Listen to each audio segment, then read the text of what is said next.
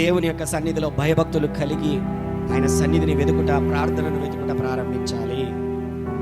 Prayerlessness హీన దశకు వచ్చేసారు వాళ్ళు. ఎందుకు? భయం లేదు, ప్రార్థన లేదు, దేవుణ్ణి భయపడడం మానేసి దయ్యములకు భయపడడం మొదలు పెట్టారు. చాలా మంది అండి ఇప్పటికీ ఫోన్లు చేస్తారు కొంతమంది నాకు, పాస్టర్ గారు ఆ రోడ్లో పోతా ఉంటే నిమ్మకాయలతో కేసానండి, ఆడెవడు అదంతా మంత్రించి పెద్ద గుమ్మడికాయ పెట్టాడండి.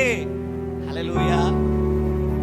ఏం చేయవు, నిన్ను ఏం చేస్తాయి చెప్పండి? అవి ఏం భయపడాల్సినటువంటి పని లేదు. ఈరోజు ఇంట్లో నుంచి బయటికి రాగానే నల్ల పిల్లి పోతా ఉందండి.